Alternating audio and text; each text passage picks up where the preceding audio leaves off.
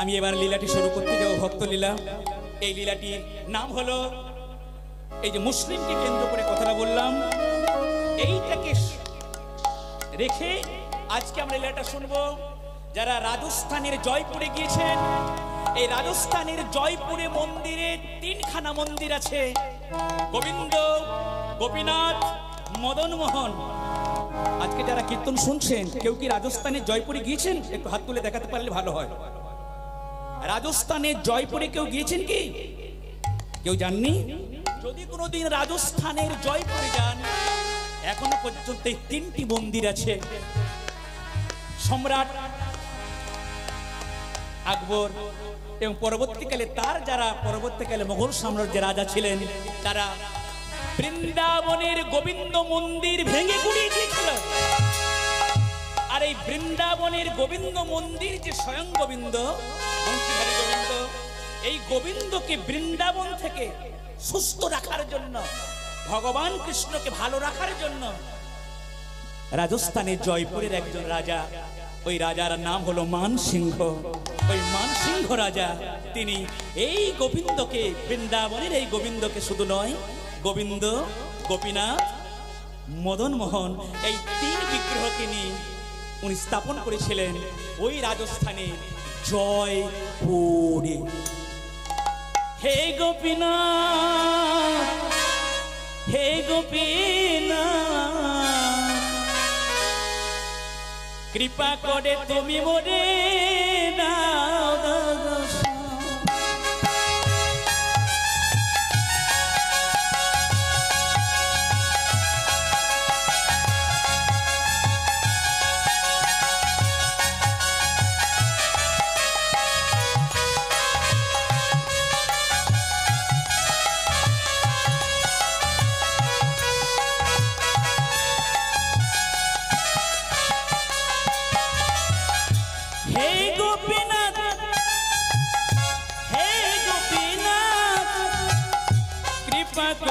তুমি মোরে দাও দর্শন।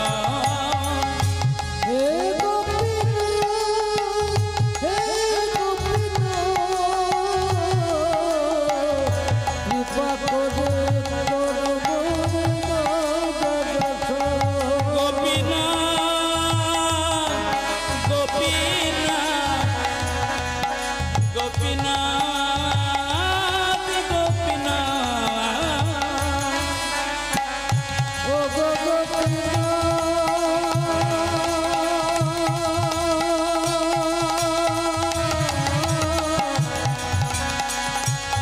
গোপীনাথ,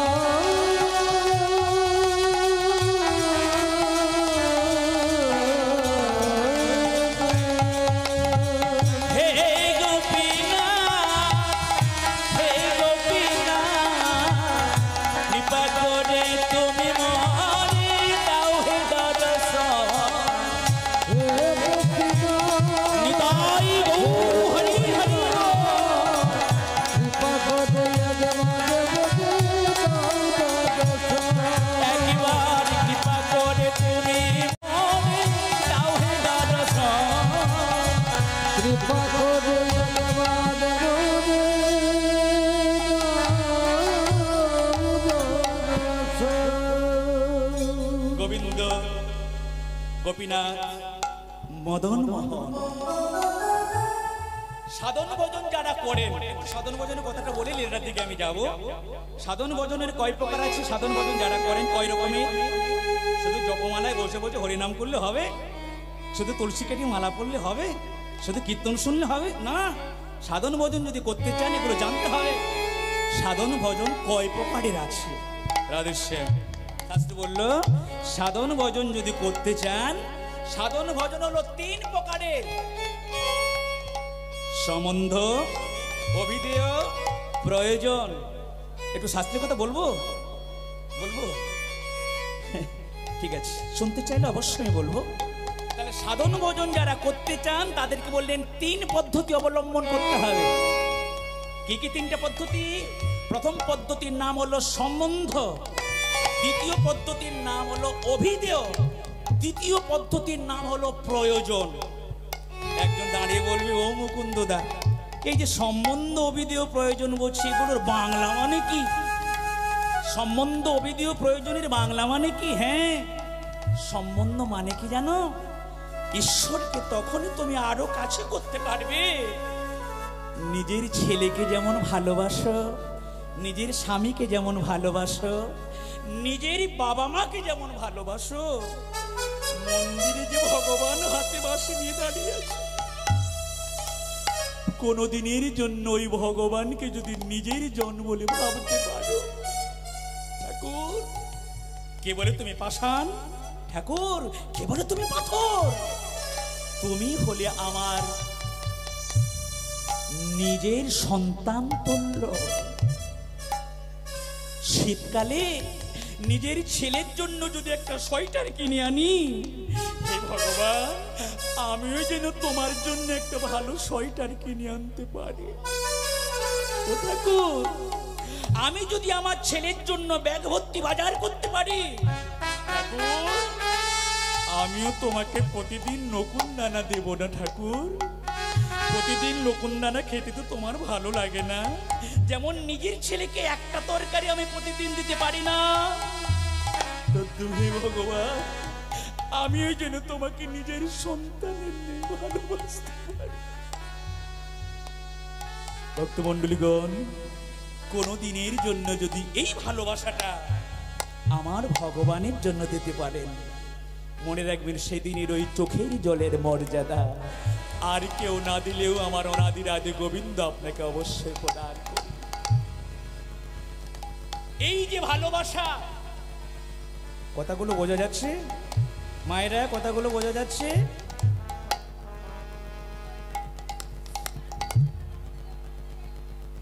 রাধেশ্যাম, রাধেশ্যাম। সম্বন্ধ তাহলে করতে হবে কার সঙ্গে? সম্বন্ধ করতে হবে কার সঙ্গে? ভগবানের সঙ্গে। এই ভগবানের সঙ্গে যদি সম্বন্ধ করতে পারেন, তাহলে আপনি সাধন ভজনে কিন্তু একটু এগিয়ে গেলেন। ওই যে বললাম প্রতিদিন একই রকম ঠাকুরকে জল দেওয়া, প্রতিদিন একই রকম মন্দির পরিক্রমা, এটা ভালো, এটা মন্দ তা নয়, এটা ভালো। কিন্তু ঠাকুরের সঙ্গে আপনার সঙ্গে একটা সম্পর্ক করতে হবে। এবার বলবেন কি সম্পর্ক করব? প্রশ্ন করবেন ঠাকুরের সঙ্গে আমি কি ভালোবাসা করব? এটা আপনার ব্যক্তিগত ব্যাপার। আপনি ভগবানকে ছেলে বলবেন, কি আপনি ভগবানকে স্বামী বলবেন, কি আপনি ভগবানকে আপনার বাবা মা বলবেন, এটা আপনার মনকে প্রশ্ন করবেন। আপনার মন যে উত্তরটা দেবে, এই মনের উত্তর অনুযায়ী আপনি ভগবানকে যদি ভালোবাসতে পারেন, এই ভালোবাসাটার নাম হলো সম্বন্ধ। যার যে লীলাটা আমরা শুনছি রাজস্থানের জয়পুরে, তাহলে এই তিন বিগ্রহ আছে, সম্বন্ধ, অবিদেহ, প্রধান। এই সম্বন্ধ, অবিদেহ এবং প্রয়োজন। প্রয়োজন অর্থাৎ জীবনের শেষ সময় যাকে ছাড়া আমার কোনো গতি নাই। এই যে তিন বিগ্রহ, গোবিন্দ, গোপীনাথ, মদন মোহন। তাই মদন মোহনের কাছে যিনি বৃন্দাবনের গোবিন্দ মন্দির থেকে ভগবানকে নিয়ে গেল, যার নাম হলো রাজা মান সিংহ, একবারে দেখা দাও হে মদন মোহন,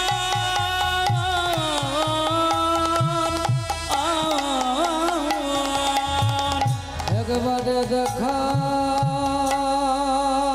দাও হে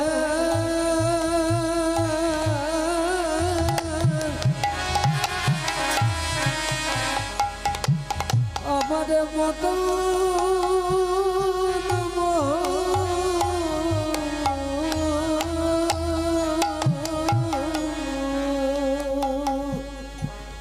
একবারে দেখা দাও হে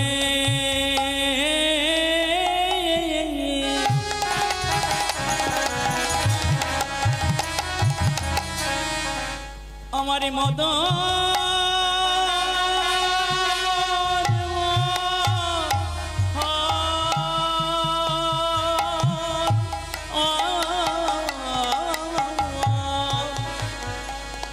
একবারে দেখা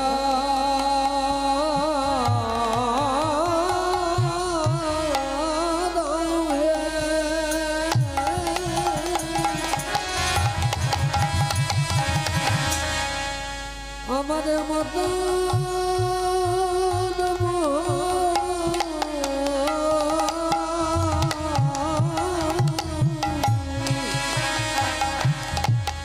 সত্যই অপরাধী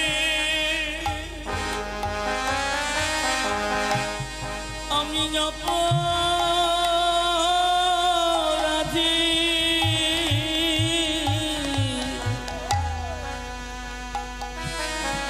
একবারে দেখা দাও আমারই মদন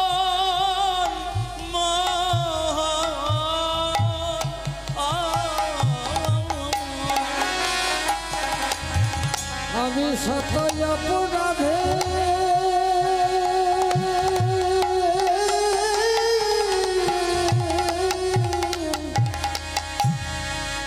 আমি অপরাধী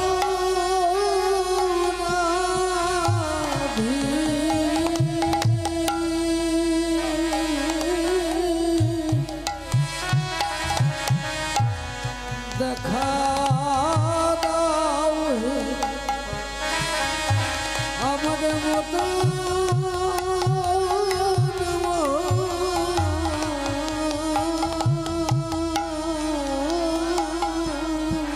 কৃপা কি আমার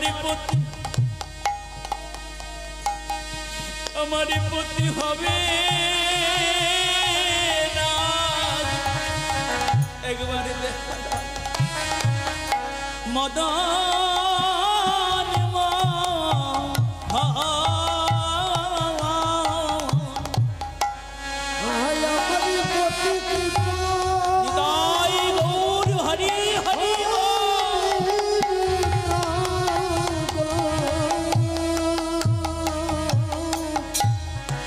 দেখা দাও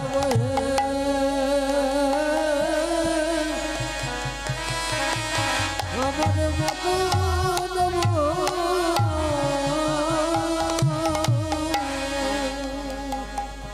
ওগো প্রভু আমার আমি ভজন জানি না মন্ত্র জানি না আমি তোমার সাধনে ভজন কিছুই জানি না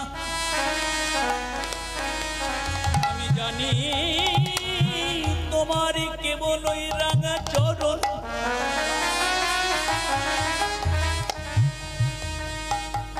তোমার ওই চরণে যেন আমি জন্ম জন্মান্তর এমন নয়নের জলে ডাকিতে পারি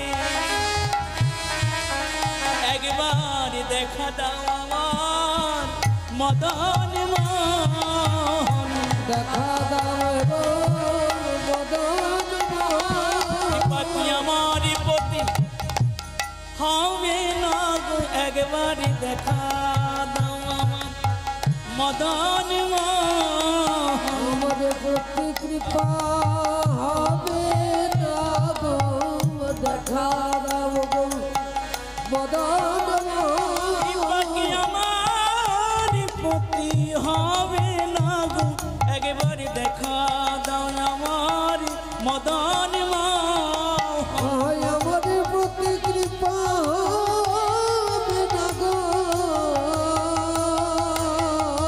দেখা দাও মদন তুমি নাকি পতিত পাবন দেখা দাও একবার মদন মোহন নাকি প্রতি কৃপা দেখা দাও গো মদন তুমি নাকি পতিত পাবন দেখা দাও একবার মদন মোহন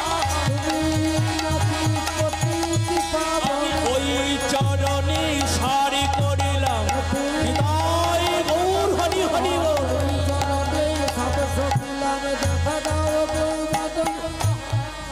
দেখা দাও গো মদন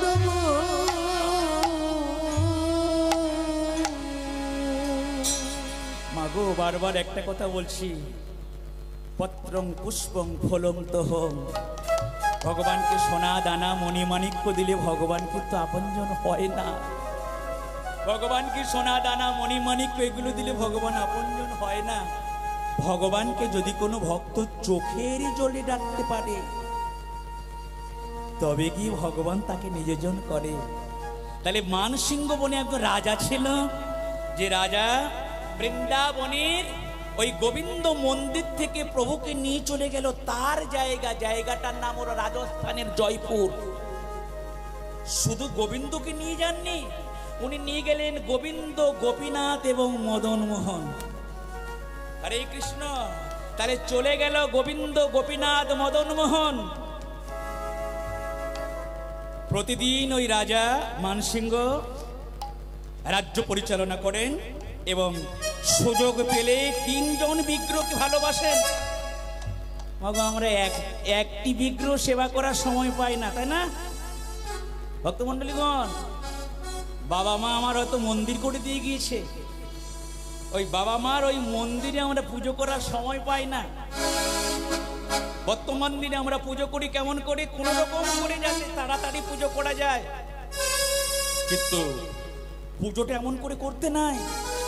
পুজো করতে গিয়ে কোনো দিনের জন্য ঘড়ি দেখতে নাই, ভগবানের পুজো করতে গিয়ে ঘড়ি দেখতে নাই, ভগবানের পুজো করতে গিয়ে কোনো দিনের জন্য তাড়াহুড়ো করতে নাই। ভগবানকে ভক্তি ভরে, প্রাণ ভরে, চোখের জলে তার সেবা পরিচর্যা যদি করা যায়, অবশ্যই ভগবান ওই ভক্তকে কৃপা করে। তাহলে মানসিংহ তিনি তিন বিগ্রহের সেবা করছেন। তিন বিগ্রহ। ওমা, ওই রাজার ছিল একটা কন্যা, ওই কন্যার নাম হলো ললিতা। ওই মানসিংহের একটি কন্যা ছিল, কন্যাটার নাম কি? ললিতা। ওই ললিতা প্রতিদিন দেখে তার বাবা অর্থাৎ রাজা মানসিংহ প্রতিদিন কি করে?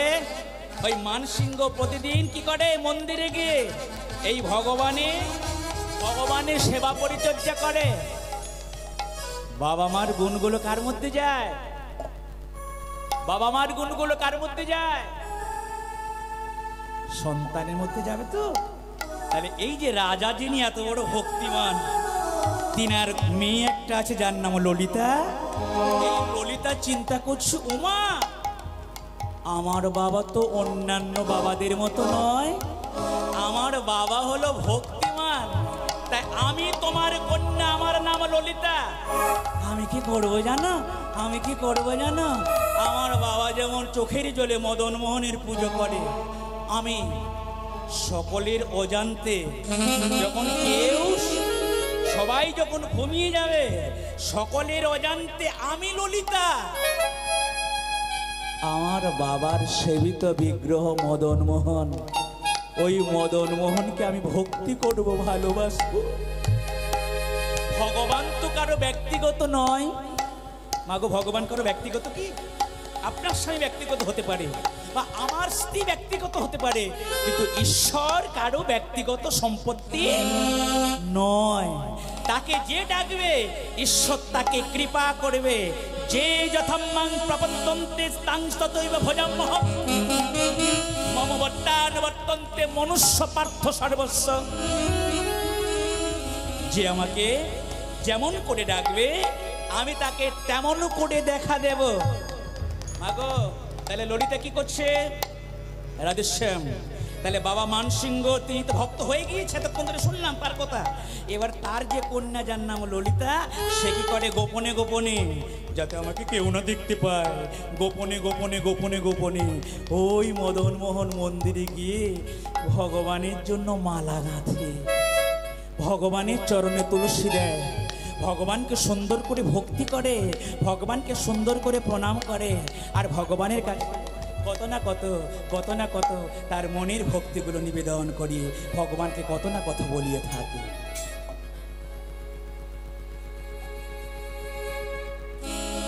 ললিতা রে বিশাখা রে শ্যামী কলঙ্কের মালা গলে পড়েছি।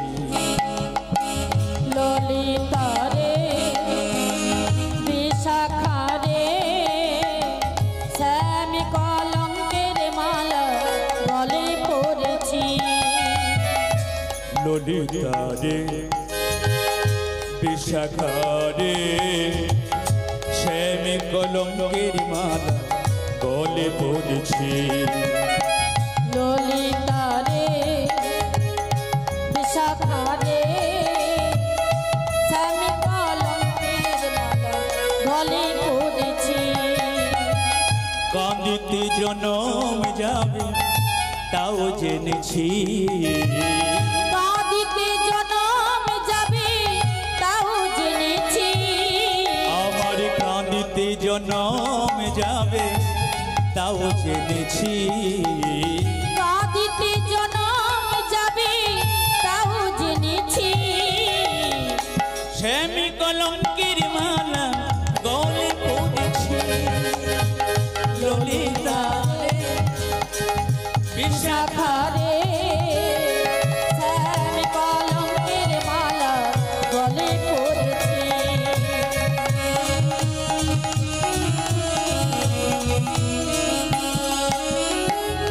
কৃষ্ণ ভজনের তরে এই পৃথিবীতে আসা, কৃষ্ণ ভজনের তরে এই পৃথিবীতে আসা। কৃষ্ণ ভজনের তরে পৃথিবীতে আসা, অন্তরে শুধু জাগে কৃষ্ণ ভালোবাসা। কৃষ্ণ ভজনের তরে পৃথিবীতে আসা, অন্তরে জাগে শুধু কৃষ্ণ ভালোবাসা। কৃষ্ণ ভজনের তরে পৃথিবীতে আসা, অন্তরে শুধু জাগে কৃষ্ণ ভালোবাসা। যার লাগবি না সুতা মালা গেঁথেছি, যার লাগিবি না সুতায় মালা গেঁথেছি। শ্যামে কলঙ্কের মালা গলে পড়েছি। ললিতা রে বিশাখা রে শ্যামে কলঙ্কের মালা গলে পড়েছে।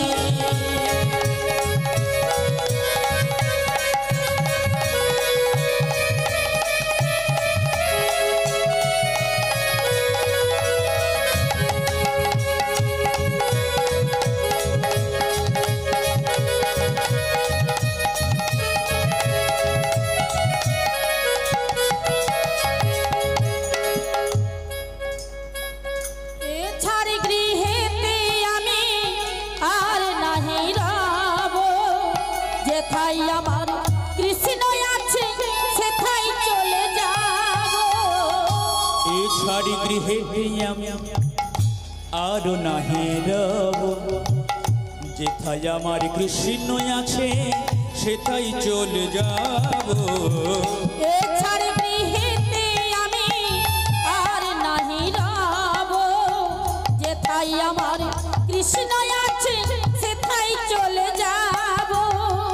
যার লাগবি না সুতায় মালা গেঁথেছি, যার লাগিবি না সুতায় মালা গেঁথেছি। শ্যামে কলঙ্কের মালা গলে পড়েছি। ললিতা রে বিশাখা রে শ্যামে কলঙ্কের মালা গলে পড়েছি। শ্যামে কলঙ্কের মালা গলে পড়েছি। শ্যামে কলঙ্কের মালা গলে পড়েছি।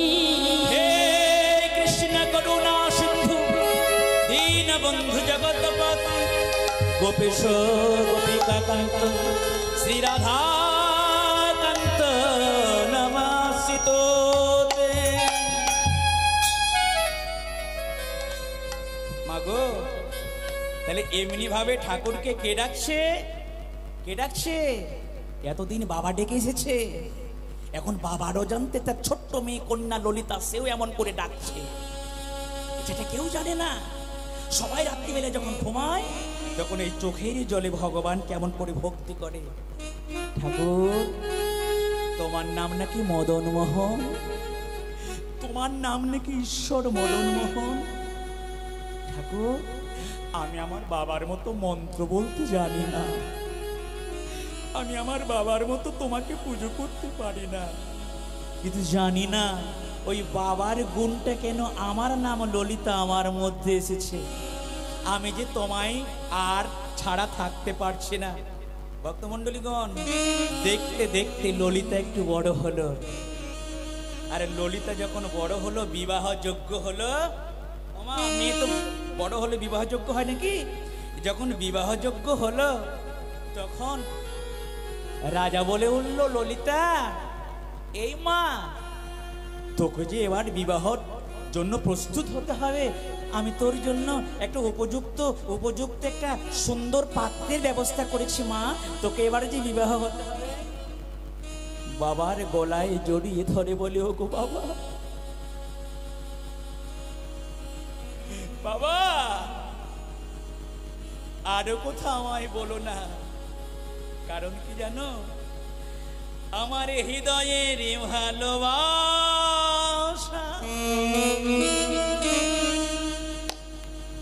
ওগো সপে আছি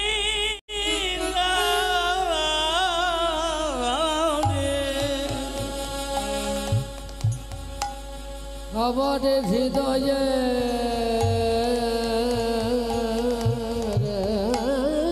ভালোবাসা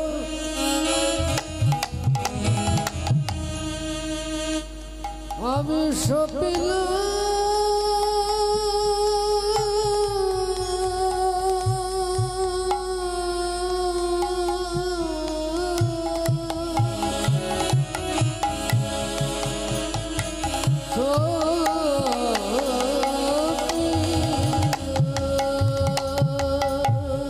আমার মনের ভালোবাসা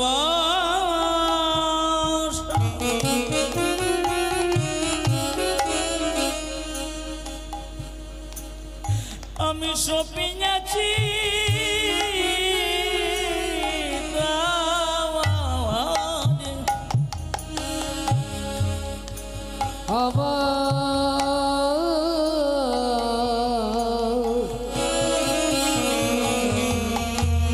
হৃদয়ের ভালোবাসা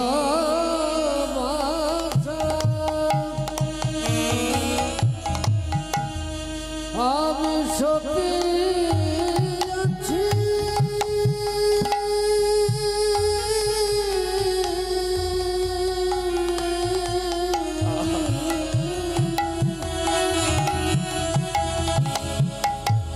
তব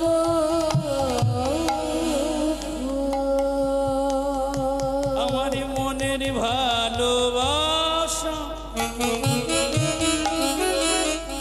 বাবা, তুমি জানো না, মীরাবাই যেমন সারা জীবন বিবাহ না করে বৃন্দাবনে চন্দ্র ভগবানকে সারা জীবন তার সব সপে দিয়েছিল জাতিমন, আমার নাম ললিতা, আমি ওই মদন মোহনকে ভালোবেসে ফেলেছি পিতা। তাই আমার যত ভালোবাসা, আমার মনেরই যত আন্তরিকতা, আমি আমি আমি অন্য কোনো পরপুরুষকে দিতে পারবো না। ভক্তমণ্ডলীগণ, কীর্তন শুধু শুনলে হবে না, অনুভব যদি না করতে পারেন, কীর্তনে কোনো মর্যাদা পাওয়া যাবে না। বাবা, আমি আমি আমি আমার মনের প্রাণের ভালোবাসা স্বামীর জায়গায় বসেছি ওই মদন মোহনকে। বাবা বলে উঠল, ওরে ওরে, এই সমাজটা বড় কঠিন, এই সমাজটা বড় কঠিন। আমি যদি তোকে বিবাহ না দিই, সবাই তোর নামে কলঙ্ক দেবে। কত বড় তোর মেয়ে এমন ভক্ত হয়েছে। ওই রাজা, তোমার মেয়ে কত এমন বড় ভক্ত হয়েছে যে কিনা স্বয়ং ভগবানকে বিবাহ করে। মা, মারে মা, আমি তোর পিতা, আমার নাম মানসিংহ। অন্তত আমার মুখের দিকে তাকিয়ে একবারের জন্য আমার পছন্দ করা যে পাত্র, ওই পছন্দ করা পাত্রের সঙ্গে তুই একবার বিবাহ কর। বাবা, আমাকে একটু সুযোগ দেবে? আমি যে মদন মোহনকে ভালোবেসে ফেলেছি, এই মদন মোহনকে একটু জিজ্ঞাসা করে আসি। পিতা বলে উঠল, মদন মোহন তোর সঙ্গে কথা বলে কি? ললিতা বলে উঠল, তারে ডাকার মতো ডাকতে পারবে, দেহ মন প্রাণে জাতি যৌবন উজাড় করে তাকে ডাকার মতো ডাকতে পারলে ওই পাথরের মূর্তি মদন মোহন অবশ্যই পিতা আমার সঙ্গে কথা বলে। মা মা, আমি তোর মতো মেয়েকে পেয়ে আমি নিজে ভাগ্যবান বলে মনে করি। কারণ যার পুত্র ঈশ্বর পরায়ণ হয়, যার কন্যা ঈশ্বর পরায়ণ হয়, সেই পিতা মাতার জীবনটা বড় ভাগ্যের হয়। রাধেশ্যাম, যারা আজকে এখানে এসেছেন, বলুন তো কথাটা ঠিক না ভুল? আপনার ছেলে যদি সত্য পথে চলে, আপনার সন্তান যদি সদাচারী হয়, আপনার সন্তান যদি ধর্মকে মেনে চলে, যদি দৈন্য হয়ে থাকে, যদি সমস্ত নিয়ম কানুন মেনে, বলুন তো আপনার ছেলের জন্য আপনার গর্ব হবে না? আমার বাড়ি যেখানে, গতকাল একটা ঘটনা ঘটে গিয়েছে, এটাকে একটু ছোট করে বলে দিচ্ছি। আমার বাড়ি যেখানে পূর্ব মেদিনীপুর, গতকাল একটা রাত্রিবেলা ঘটনা ঘটেছে। কি ঘটনা জানেন?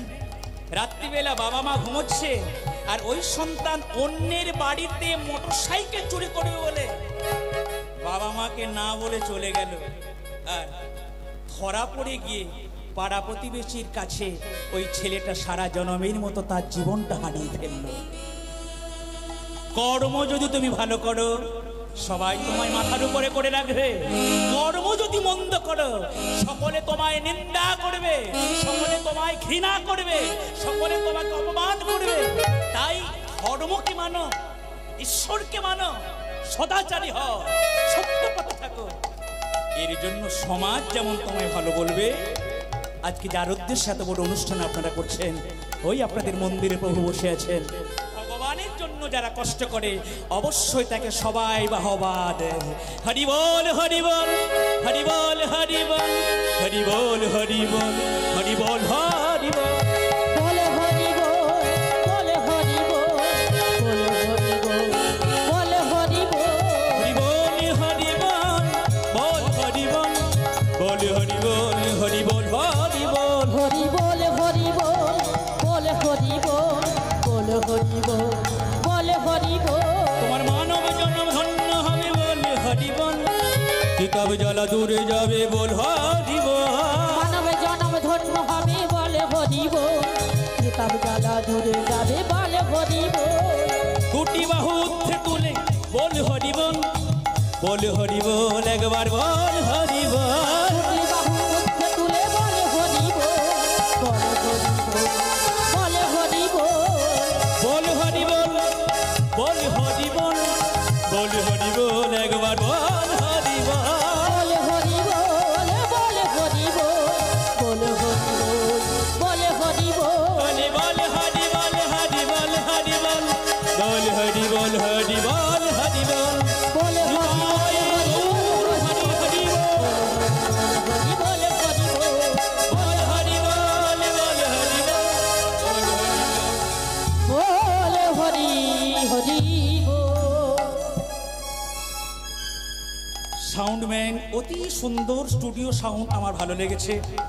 এবং এই পুরো অনুষ্ঠানটা লাইভ হচ্ছে ক্যামেরার মাধ্যমে। আজকে যারা দেখছেন, আবার কয়েকদিন পরে নিজেরা বাড়িতে বসে আপনারা দর্শন করতে পারবেন। রাধেশ্যাম, এই সুন্দর মুহূর্তটা আমরা যেন সকলে যেন আমরা গ্রহণ করি। এবং কমিটির পক্ষ থেকে আপনাদের সকলের জন্য প্রসাদের ব্যবস্থা আছে, আপনারা সবাই কিন্তু প্রসাদ গ্রহণ করে যাবেন। রাধেশ্যাম, তাহলে চলুন আমার লীলাটার দিকে যাই। তাহলে ললিতা বাবার গলায় জড়িয়ে ধরে বলল, পিতা, ওগো পিতা গো,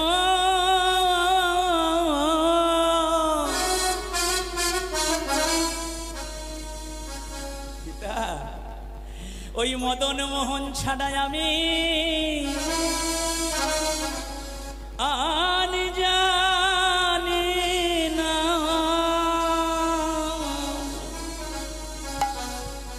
মদন মোহন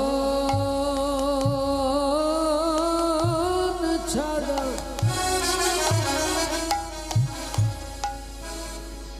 আমি জানি যে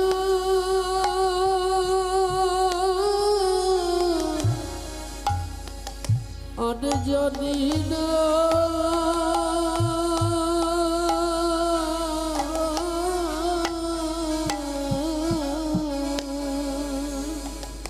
ওই প্রভুর চরণ ছাড়া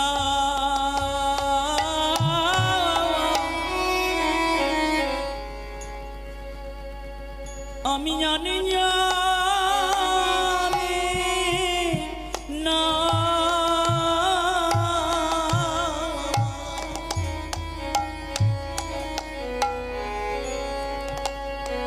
প্রভুর ছাড়া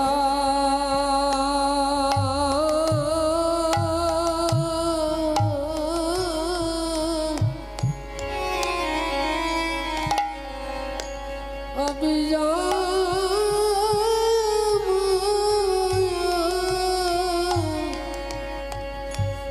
জানি না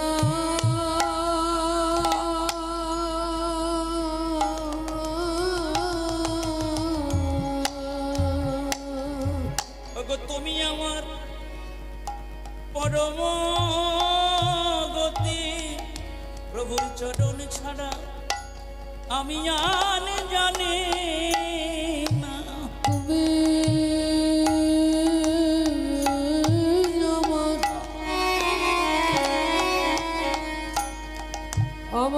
পরম গতি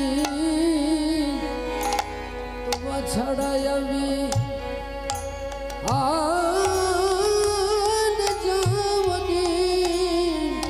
জানি না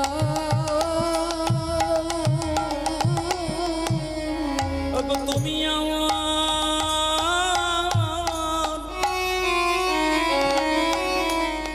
আমার পরম গতি আমি ওই চরণে সব সপেছি তুমি আমার পরম গতি চরণে সব সপেছি তুমি আমার পরম গতি আমি ওই চরণে সব সপেছি তুমি আমার পরম গতি তোমার চরণে সব সপেছি আমার দেহ মন প্রাণ জাতি যৌবন আমি তোমার চরণে সব সপেছি মন প্রাণ জাতি যৌবন ওই চরণে সব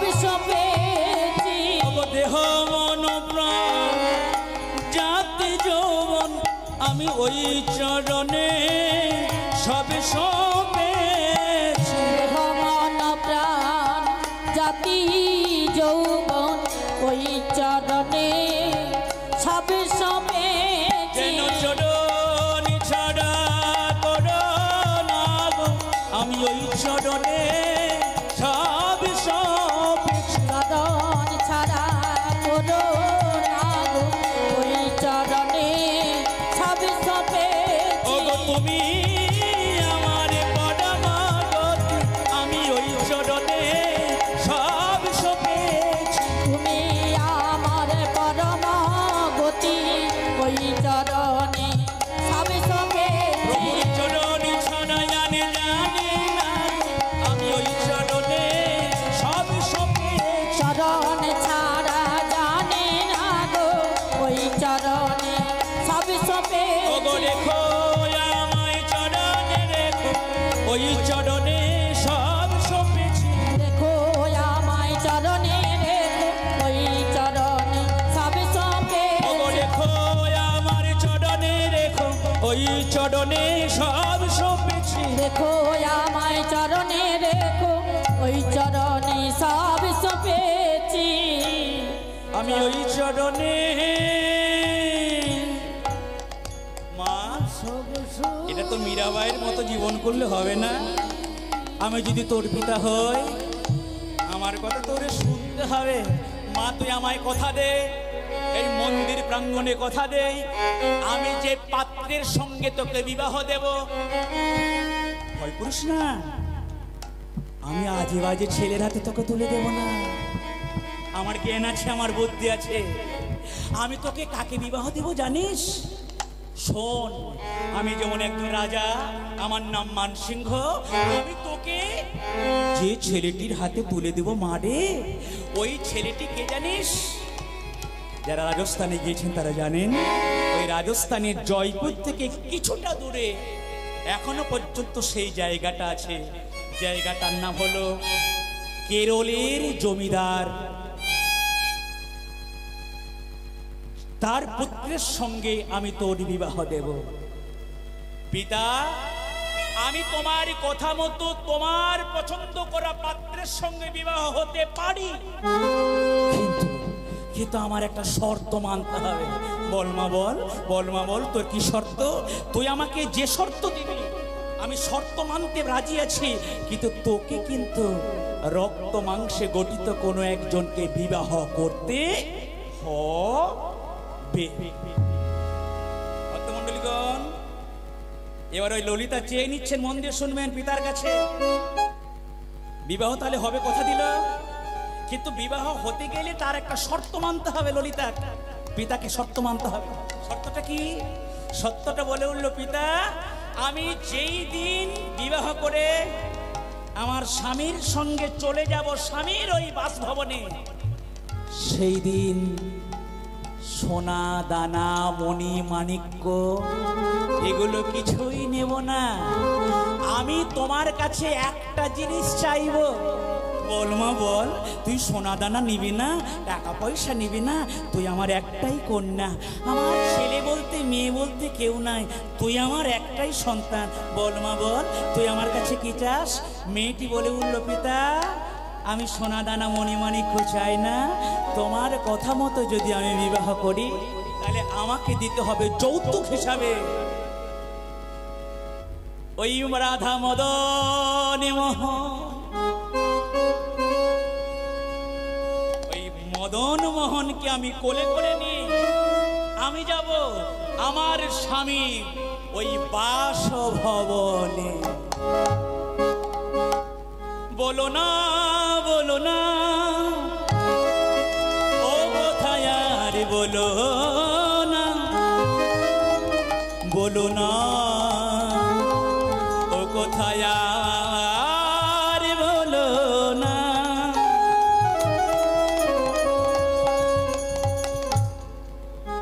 কি বললি, কি বললি?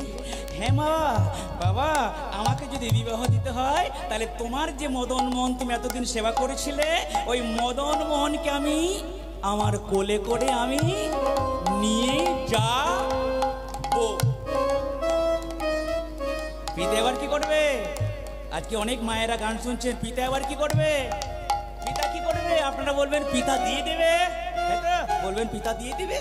মেয়ে তো সোনাদানা ছাড়া, এই সোনাদানা চাইনি, মেয়ে চেয়েছে ওই ভগবান মদন মোহনকে, তা পিতা দিয়ে দিবে। কিন্তু না, লীলার মধ্যে শুনে যান, পিতা বলে উঠল, মারে, যে মদন মোহনকে আমি এত ভক্তি করি, আমার মদন মোহনকে আমি বেঁচে থাকতেও আমি অন্য কারো হাতে তুলে দেব না।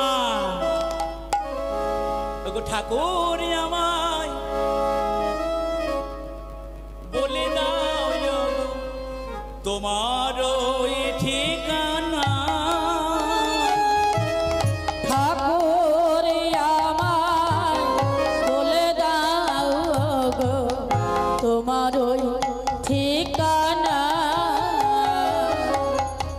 ঠাকুর আমায় বলে দাও গো তোমার ওই ঠিকানা।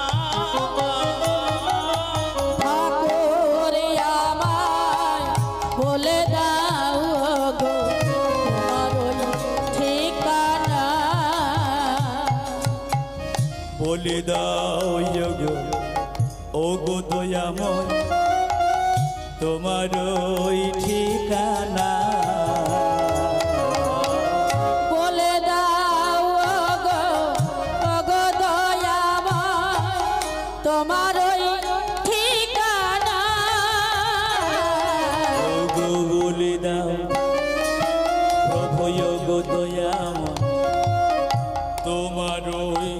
ঠিকানা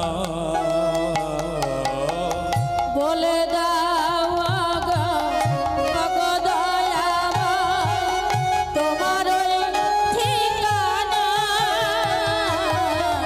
ঠাকুর আমার বলে দাও যদি তোমার ওই ঠিকানা ঠাকুর আমায় বলে দাও তোমার ওই ঠিকানা তোমার ওই ঠিকানা তোমার ওই ঠিকানা বলে দাও বলে দাও বলে দাও। মদন মোহনের কাছে গিয়ে বলছে, ঠাকুর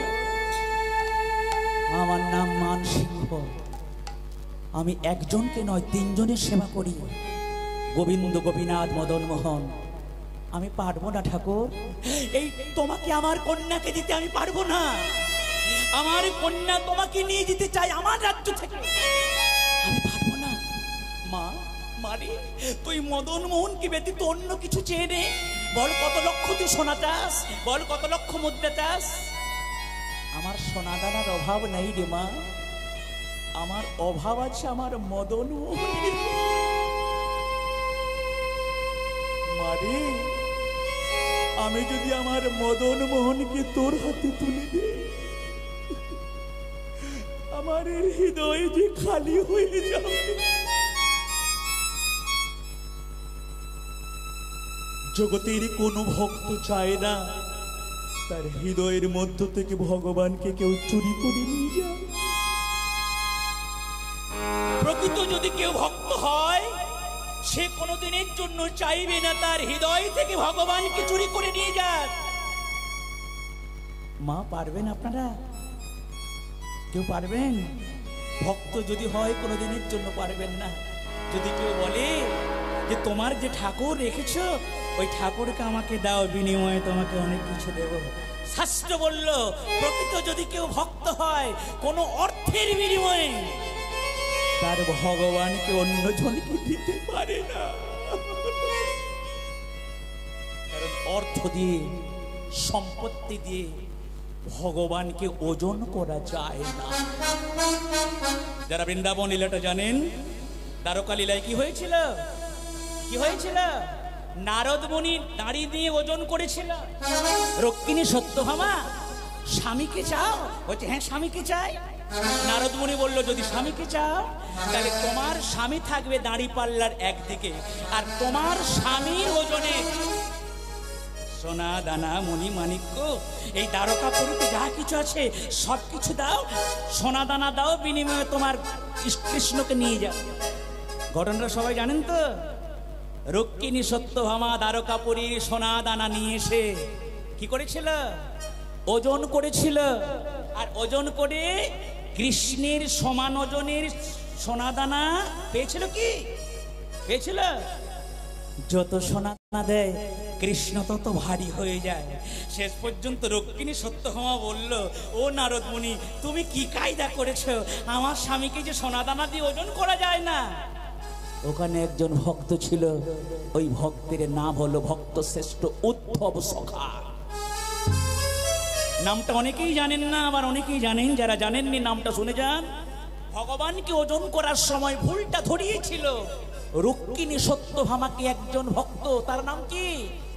তার নাম হলো উদ্ধব সখা। ওই উদ্ধব বলেছিল, শোনো রুক্মিণী সত্যভামা, ভগবানকে কোনো দিনের জন্য সোনা দানা দিয়ে ওজন করা যায় না। ভগবানকে সোনা দানা দিয়ে কোনো দিনের জন্য মাপা যায় না।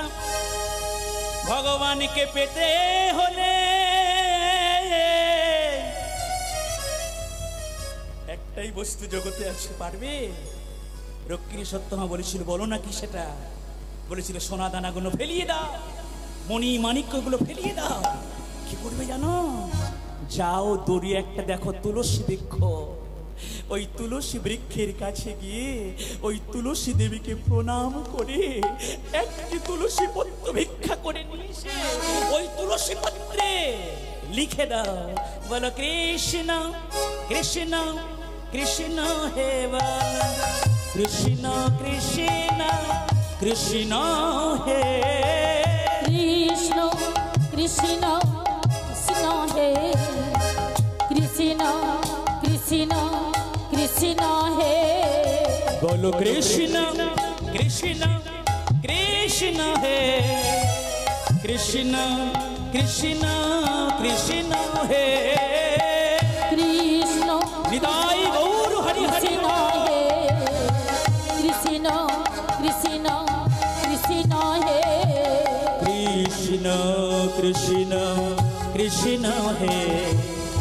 কৃষ্ণ কৃষ্ণ কৃষ্ণ হে, কৃষ্ণ কৃষ্ণ কৃষ্ণ হে, কৃষ্ণ কৃষ্ণ কৃষ্ণ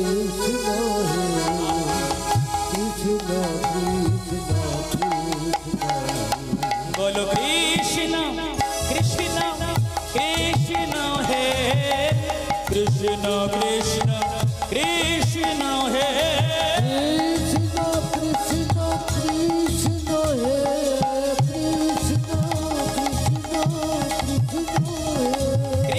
কৃষ্ণ কৃষ্ণ কৃষ্ণ হে, কৃষ্ণ কৃষ্ণ কৃষ্ণ হে, কৃষ্ণ কৃষ্ণ কৃষ্ণ হে, কৃষ্ণ কৃষ্ণ কৃষ্ণ হে, কৃষ্ণ কৃষ্ণ কৃষ্ণ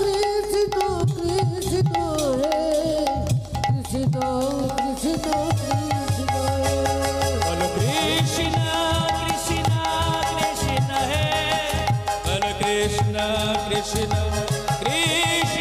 হে,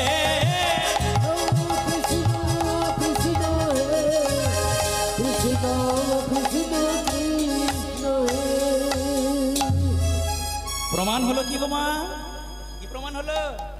রক্ষিণী সত্যভামা বুঝতে পারলো আমার স্বামী কৃষ্ণকে সোনা দানা টাকা পয়সা দিয়ে পাওয়া যায়। কি পাওয়া যায়? কি দিয়ে পেলো তাহলে? নয়নের জল থেকে ওই জলটা নিয়ে ওই তুলসী পত্রে লিখলো যাকে দাড়ি পাল্লা দিয়ে ওজন করা হচ্ছে সেই দেহধারী কৃষ্ণের নাম লেখা হলো। আর যখন ওই কৃষ্ণ নামযুক্ত তুলসী পত্র দাড়ি পাল্লায় দিয়ে দেওয়া হলো, স্বয়ং দেহধারী আমার প্রাণ গোবিন্দ তিনি হালকা হয়ে গেল, আর ওই দাড়ি পাল্লাটা এদিকে উঠে গেল। সবাই বলে উঠলে এটা কি করে হয়? ভগবান বলল, দেখো আমার যত শক্তি কোথায় আছে ভক্তমণ্ডলীগণ, ভগবানের শক্তি কোথায় আছে? হরি নাম হরি নাম হরি নামইব কেবলম। মহাপ্রভু শিখিয়ে দিয়ে গেল যে ভগবানের শক্তি অন্য কোথাও নাই, ভগবানের শক্তি আছে তার নামের মধ্যে। যে নাম আপনারা 2 দিন ব্যাপী শুনবেন, হরে কৃষ্ণ কৃষ্ণ কৃষ্ণ হরে হরে, হরে রাম রাম রাম হরে হরে। এই নামের দ্বারা ভগবানকে পাওয়া যায় একমাত্র। ব্রত পুজো অর্চনা এগুলো দিয়ে ভগবানকে যতটা না তাড়াতাড়ি পাওয়া যায়। যদি কোনো ভক্ত চোখেরই জলে তার নাম করতে পারে, ঠাকুর নবদ্বীপে যাবেন ইস্কন মন্দিরে বা বিভিন্ন মঠে মন্দিরে, বাবাজিগণ কি করে বলুন তো? জপমালায় বসে বসে তারা ওই ঠাকুরের নাম করে। কারণ এটা কলিযুগ, এই কলিযুগে কিন্তু তোমার ধ্যান তপস্যা এগুলো চলবে না। এই কলিযুগে নাম হলো শ্রেষ্ঠ। তাই আসছে কলিযুগে যাতে আমার নামকে সবাই স্মরণ করে। তাই এই নামের মহিমা প্রচার করার জন্য আমি এই লীলাটা দ্বারকাতে, এই লীলাটা আমি করিয়া গেলাম। হে জগৎবাসী, তোমরা কিন্তু আমাকে যদি পেতে চাও তাহলে আমার থেকে আমার নামকে বেশি করে ভালোবাসো। জয় জয় নিতাই গৌর প্রেমানন্দে হরি বল, জয় জয় নিতাই গৌর প্রেমানন্দে হরি বল, জয় জয় নিতাই গৌর প্রেমানন্দে হরি হরি বল। রাত্রি হয়ে যাচ্ছে, লীলাটার দিকে আমাকে এগোতে হবে। রাধেশ্যাম তাহলে বাবা ওই মদন মোহনের কাছে গিয়ে বলল, আমার কন্যা তোমাকে নিয়ে যেতে চাই। এবারে কি বলেছিলাম, যারা ভক্ত হয় তারা কোনোদিনের জন্য হৃদয় থেকে ভগবানকে ছাড়বে কি? ছাড়বে? আজকেও রাজা মানসিংহ ওই কন্যাকে বলে উঠল, মা আরে তুই সোনা দানা মণিমাণিক্য কত নিবি নে, কিন্তু ওইটা তুই আর দ্বিতীয়বার বলবি না। তোকে আমি করলের রাজপুত্রের সঙ্গে বিবাহ দেব, তোকে অনেক কিছু দেব, কিন্তু মা তুই আর বলিস না বিবাহের যৌতুক হিসাবে তুই আমার মদন মোহনকে নিয়ে যাবে। মাগো, যারা প্রকৃত সন্তান হয় তারা বাবা মার উপরে কথা বলে কি বলবে? আজকে ললিতা বাবার উপরে কিছুই বলতে পারলো না। বাবা যখন বলল আমি আমার মদন মোহনকে দিতে পারবো না, নয়নের জলে কাঁদতে কাঁদতে ঘরের মধ্যে প্রবেশ করে ওই দরজাটাকে বন্ধ করিয়া দিলে। আমার প্রভু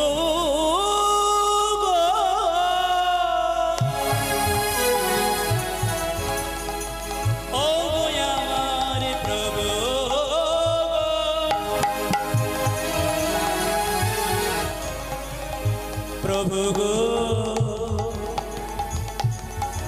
ও গোয়া প্রভু,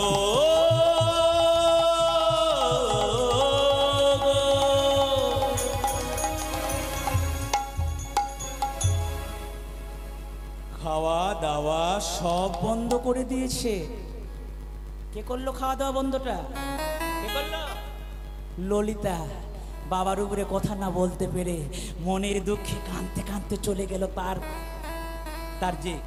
তাকে যে কোঠাটি দেওয়া হয়েছে সেই কুঠিরে গিয়ে কি করলো? দরজাটা বন্ধ করে খিল দিয়ে দিল। রাজার ঘরে যিনি রানী মানসিংহের স্ত্রী বলে উঠল, হ্যাঁ গো, তুমি কেমন পিতা গো? তোমার জন্য মেয়েটা আজকে এতদিন না খেয়ে ঘরের মধ্যে ফোপিয়ে ফোপিয়ে কাঁদছে। তোমার কি হৃদয়টা এতটুকু, তোমার হৃদয়টা নড়ছে না? স্ত্রীকে বলে উঠেছ না, আমিও তো পিতা, আমার মনটা কষ্ট হচ্ছে, কিন্তু জানো না আমার ওই কন্যা যেটা চায়, আমার জীবন থাকতো ওই মদন মোহনকে আমার কন্যাকে দিতে পারবে। স্ত্রী বলে উঠল, স্বামী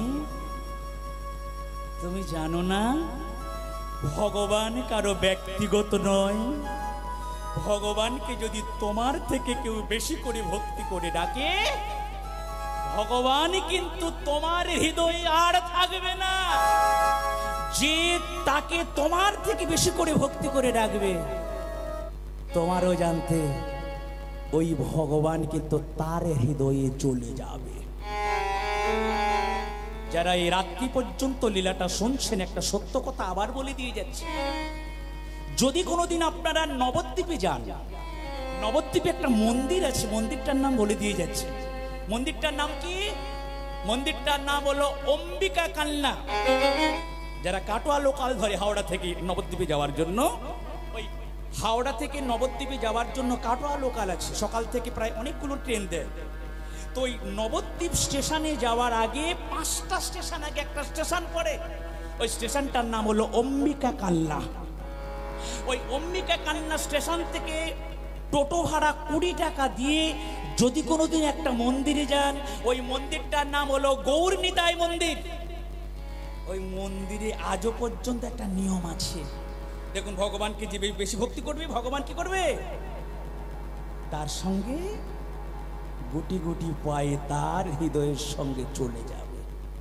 এর এখনো জ্বলন্ত প্রমাণ আছে নবদ্বীপের অম্বিকা কালনার ওই গৌর নিতাই মন্দিরে। মন্দিরে গিয়েছেন কোনোদিন? ওই মন্দিরে যাওয়া হয়েছে? যাক, একজন মা বললো হাত তুলে। তাহলে ইতিহাসটা শুনে নেই, তাহলে মন্দির ইতিহাসটা কি না। ওই মন্দিরে যারা গিয়েছেন লক্ষ্য করবেন ভক্তমণ্ডলীগণ, ওই মন্দিরে আপনি যদি মনে করেন যে আমি নবদ্বীপে যাওয়ার আগে অম্বিকা কালনা স্টেশন থেকে এই মন্দিরে আমি যাব আর মন্দিরে গৌর নিতাইকে দর্শন করব, ওমা ওখানে একটা নিয়ম আছে। কি নিয়ম? ওই মন্দিরে যিনি পূজারী, যিনি পুজো করেন, 5 দণ্ডের বেশি সময় ধরে যদি আপনি ভগবানের দিকে তাকিয়ে থাকেন, ওই পুজোরি তাড়াতাড়ি করে দরজাটাকে বন্ধ করে দেবে। কি বললাম? আপনি এত টাকা খরচ করে গেলেন নবদ্বীপে, নবদ্বীপে গিয়ে গৌরনিতাই মন্দিরে গেলেন, আর ওই মন্দিরের নিয়ম হলো ওই মন্দিরের যিনি পূজারী তাকে বলে দেওয়া আছে, আমার এই মন্দিরে যদি কোনো ভক্ত আসে সে যেন 5 দণ্ডের সময় বেশি আমার এই গৌরনিতাইকে দর্শন না করে। কেন কেন না, এই গৌরনিতাইকে 5 দণ্ড সময় ধরে দেখেছিল একজন ভক্ত, যার নাম হলো হৃদয়ানন্দ। ওই হৃদয়ানন্দের হৃদয়ের সঙ্গে গৌরনিতাই মন্দির থেকে চুরি হয়ে গিয়েছিল। মন্দির আছে, ঠাকুর নাই। আরে ঠাকুর কোথায় গেল? কি বলে উঠল, এই মন্দিরে এসেছিল তোমার একজন শিষ্য যার নাম হলো হৃদয়ানন্দ। ওই হৃদয়ের মধ্য থেকে, ওই মন্দির থেকে হৃদয়ের মধ্যে করে নিয়ে ওই হৃদয়ানন্দ মন্দির থেকে ঠাকুর চুরি করে নিয়ে গেছে। কথাগুলো কিন্তু সত্য কথা, গল্প নয়। পুনরায় অনেক অনুনয় বিনয় করে ওই হৃদয়ানন্দকে অনুরোধ করে আবার ওই মন্দিরে গৌরনিতাইকে স্থাপন করা হয়েছিল। এটা তো গেল নবদ্বীপের কথা। বৃন্দাবনে একটু কথা বলে দিয়ে যায়। বৃন্দাবনে একটা মন্দির আছে, সকলে জানেন। ওই মন্দিরটার নাম হলো বঙ্কুবিহারী মন্দির। যে বঙ্কুবিহারীর মন্দিরের কিছুটা দূরে আছে নিধুবন, নিকুঞ্জবন, বৃন্দাবনে। ওই বঙ্কুবিহারীর মন্দিরেও একই নিয়ম। ওইখানে আপনি যদি মনে করেন ঠাকুরকে ওই একসঙ্গে অনেকক্ষণ দেখবো, মন্দিরের নিয়ম নাই। কারণ সকল কমিটি কি চায়? সকল কমিটি কি চায় বলুন তো? ঠাকুর যেন আমার মন্দিরে সব সময়ের জন্য থাকে, তাই তো? কেউ কি চাইবে যে আপনাদের এত সুন্দর কমিটি, এত সুন্দর রাধা মাধবকে করেছেন, আপনি চাইবেন, আপনারা চাইবেন এই রাধা মাধবকে কেউ যেন চুরি করে নিয়ে যায়? চাইবেন কি? কি গো মায়েরা, চাইবেন? যদি প্রকৃত ভক্ত হই আমরা কোনোদিনের জন্য বলবো না ঠাকুর মন্দির থাকো তুমি, ঠাকুর যেন না থাকে। আমরা চাইবো জন্ম জন্মান্তরে যেন এই রাধা মাধব যেন আমাদের মন্দিরে বিরাজমান থাকে। রাধা কৃষ্ণ প্রাণ মোর যুগল কিশোর, জীবনে মরণে গতি আর নাহি মোর। রাধা কৃষ্ণ প্রাণ যুগল কিশোর, জীবনে মরণে গতি আর নাহি মোর। রাধা কৃষ্ণ প্রাণ মোর যুগল কিশোর,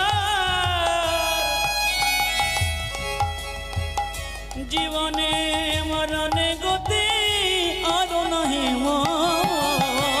রাধা কৃষ্ণ প্রাণ যুগল কিশোর, জীবনে মরণে গতি আর নাহি মোর।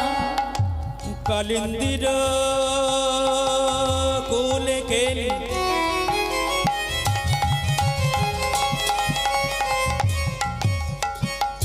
কদমেরি মন, রতন বেদির পরে বসব দুজন। রাধা কৃষ্ণ প্রাণ যুগল কিশোর, জীবনে মরণে গতি আর নাহি মোর। রাধা কৃষ্ণ প্রাণ যুগল কিশোর, জীবনে মরণে গতি আর নাহি মোর। রাধা কৃষ্ণ প্রাণ যুগল কিশোর, জীবনে মরণে গতি আর নাহি মোর। গাথিয়া মালতীর মালা। রাধেশ্যাম, এই গানগুলো যারা বৈষ্ণব তারা কিন্তু মুখস্থ করে রাখে, তাই তো? এই গানগুলো কিন্তু আপনার আমার লেখা নয়, এই গানগুলো মহাজনের লেখা। যদি আপনি ভক্ত হন, যদি আপনি ভক্ত হন, এই গানগুলো আপনাকে অবশ্যই প্রতিদিন ঠাকুরের কাছে গাইতে হবে। গাথিয়া মালতীর মালা দেব দোহারি গাল, ওগো অধরে তুলিয়া দেব কর্পূর তাম্বুল গাথিয়া মালতির মালা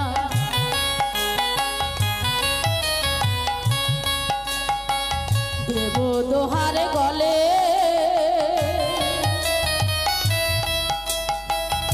অধরে তো লিয়া দেব কর্পূর তাম্বুলে ওগো রাধা কৃষ্ণ প্রাণ গৌর হরি যুগল কিশোর জীবনে মরণে গতি আর নাহি মোর রাধা কৃষ্ণ প্রাণ মর যুগল কিশোর জীবনে মরণে গতি আর নাহি মোর ওগো জীবনে মরণে গতি আর নাহি মোর জীবনে মরণে গতি আর নাহি মোর তাহলে ভগবানকে কি গো এই কথাগুলো শুনে ঘুম পাচ্ছে?